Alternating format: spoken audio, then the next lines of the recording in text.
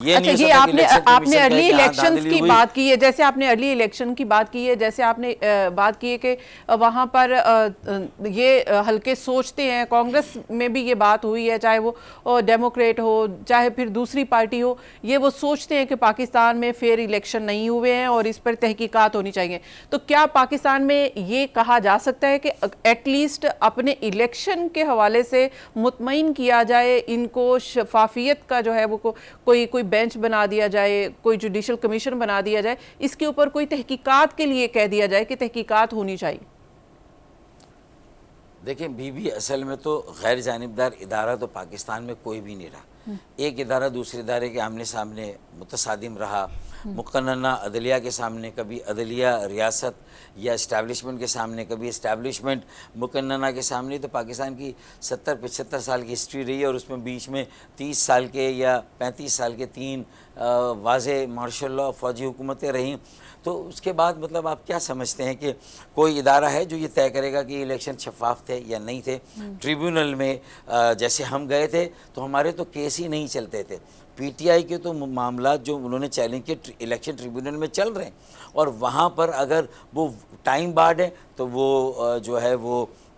Dismiss ہو رہے ہیں cases, یا ٹیکنیکل اس میں فلاز ہیں تو ڈسمس ہو رہے ہیں۔ اس کی میرٹ پہ تو ابھی بات آئے گی، اور آئے گی تو پھر طے ہوگا کہ ہاں یہ دھاندلی کے ثبوت دیے گئے۔ تو مطلب ایسا بھی نہیں ہے کہ اب آج ارلی الیکشن کی آپ نے کہا کہ پی ٹی آئی کو یہ سپورٹ کرتا ہے کہ ارلی الیکشن میں نے مشورہ دیا کہ پچھلے الیکشن میں اب لکیر پیٹنے سے کچھ حاصل نہیں ہوگا۔ اگر میری 8 یا 10 سیٹیں 2018 میں چھینی تھی پی ٹی آئی نے، تو پہلے اس بات کا اعتراف تو کریں کہ ہاں اس وقت جو تھے ہم فیوریٹ تھے تو ہمیں موقع مل گیا اور ہم نے آپ کی سیٹیں لے لی، اور اس مرتبہ شاید آپ فیوریٹ تھے تو شاید آپ نے ہماری سیٹیں لے لی، تو 2 گول سے مقابلہ برابر ہو گیا۔ تو بات کو یہاں ختم کریں، آگے بڑھیں، وے فارورڈ نکالیں۔ اب وے فارورڈ جو آپ نے بتایا ہے نا، وہ ظاہر ہے کہ آپ دور کی سوچتے ہیں۔ یہ میں نے ساری باتیں مثال دے کر گئی ہیں، مثال دے کر، ورنہ تو آئیں 2 سال کا وقفہ لیتے ہیں، کوئی بھی الیکشن نہ لڑیں، ساری حکومتیں ختم کریں کہ ایک بنگلہ دیش کی طرح ٹیکنوکریٹ حکومت۔ یہ مثالیں میں وے فارورڈ بنا دیں، اور 2 سال میں کمیشن یہ طے کریں ایمانداری سے کہ 2018 کا الیکشن فیئر فری تھا کیا 2024 کا الیکشن فیئر فری تھا۔ اگر دونوں الیکشن فیئر فری نہیں تھے تو پھر عمران خان کہے کہ پرائم منسٹر تھے، پھر شہباز شریف کہے کہ پرائم منسٹر۔ تو دیکھیں میرے خیال میں میں پیوں تو حلال اور تم پیو تو حرام، یہ نہیں چلے گا۔ مطلب یہ ہے کہ پھر اگر کوئی چیز حرام ہے تو سب کے لیے حرام ہے، کوئی چیز حلال ہے تو سب کے لیے حلال ہے۔ مطلب ایک پالیسی پہ تو آؤ نا۔ اگر جب نجم سیٹھی تھے الیکشن کمیشن کے میرے خیال میں کیئر ٹیکر چیف منسٹر تھے، پنجاب تھے، تو کہا تھا 4 پنکچر ہوئے تھے 2000، ہاں یاد ہے نا، 4 پنکچر ہوئے، تو بعد میں کہہ دیا کہ یہ سیاسی بیان ہے، جگہ جگہ پنکچر ہوئے، اور کہا کہ 4 حلقے کھولے۔ اچھا، اور جب ہماری جو سیٹیں چلی گئی 2018 میں تو ہم نے بھی کہا تھا 4 حلقے فاروق ستار کے، شیخ صلاح الدین کا، عبدالقادر خانزادہ کا اور خواجہ سہیل کا، 4 حلقے ہمارے بھی کھولتے، تو اس وقت نہیں کھولے، اپنے لیے 4 حلقے کھلوا رہے ہیں۔ تو بات تو یہ ہے کہ ان میں پھر آپ نے میری نظر میں تو تینوں بڑی پارٹیاں ایک جیسی ہو گئی، status quo, adhocism, feudalism, landlords, وڈیرے، جاگیردار، پیسوں کی ریل پیل، اربوں روپے کے اشتہارات۔ تو Peoples Party, P M L N اور پی ٹی آئی میں کیا فرق ہے؟ موروثی سیاست، وہی خاندانی سیاست، نوجوانوں کو استعمال کیا، نوجوانوں کو اس پہ لگا دیا سوشل میڈیا پہ، اور کتنے 35 سال سے کم عمر کے لوگ 2018 میں الیکٹ ہوئے، 2024 میں کتنے الیکٹ ہوئے؟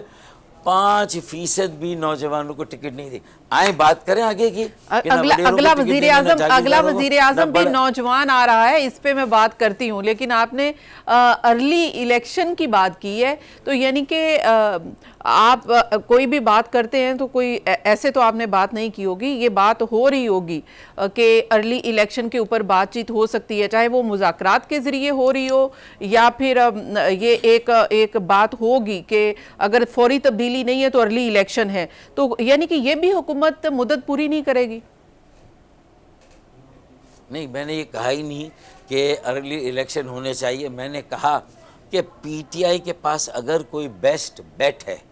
یا کوئی ایک پولیٹیکل ایجنڈا ہو سکتا ہے، تو انہوں نے کہا بھائی مٹی پاؤ، باقی ساری باتوں پہ انتخابی اصلاحات میں جو کمی رہے گی اس کو پورا کرو، آئیں، یہ پہلا ایجنڈا۔ دوسرا، کب الیکشن ہوں گے؟ اگر ان الیکشنز پر ہم نے اتنے اعتراضات کیے ہیں تو چلیں توہن کرہن نہ چاہتے ہوئے ہم اسے مان لیتے ہیں کہ چلے ہو گیا، اب آپ حکومت ہیں، آپ نے حلف اٹھا لیے، عدالت نے آپ کو حلف دے دیا، سب کچھ تو ہو گیا، صدر آ گیا، سب آ گیا، ابھی کیسے ریورس گیئر میں تو گاڑی نہیں جائے گی۔ ہاں، آگے کے لیے وہ یہ مطالبہ کریں، میں ان کا دانا دوست ہوں، نادان دوست نہیں، نہ دانا دشمن، تو میں نے مشورہ دیا ہے کنسلٹنٹ کے طور پہ، دوست تو آپ فیس بھی پھر نہیں لوں حکومت گا کے بھی ہیں، دوست تو پھر آپ حکومت کے بھی ہیں، تو یہ نہیں، مشورہ حکومت کو بھی دیں گے۔ ان کا بھی دانا دوست ہوں، اس لیے کہ میں دونوں کو کہتا ہوں کہ وہ سینسیبلی چلے، سینیٹی پریویل کرنی چاہیے، بیٹر سینس پریویل کرنی چاہیے۔ اب پالیٹکس ہونی چاہیے، اب پولیٹیکل پارٹیوں کو یہ دعویٰ کرنے کی بجائے کہ میں 100% صحیح، تم 100% غلط، یہ نہیں ہو سکتا۔ میں بھی غلط ہوں، میں نے بھی کئی غلطیاں کی ہیں، تم بھی غلط ہو، کہیں تم نے بھی کیے، تم کچھ چیزوں میں صحیح ہو، کچھ چیزوں میں بھی صحیح ہوں،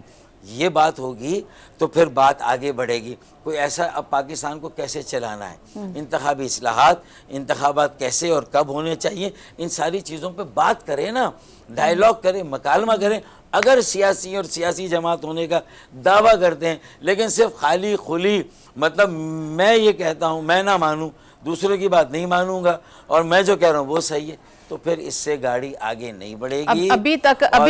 کا خیال ہے کہ ابھی تک آپ کا خیال ہے کہ میں نہ مانوں کی رٹ لگی ہے یا کہیں بات پہنچ رہی ہے؟ لگی ہوئی ہے۔ اچھا، لگی ہوئی ہے۔ اب دوسری طرف میں دیکھیں، نہ مانوں کی لگی ہوئی ہے، جی ٹھیک ہے،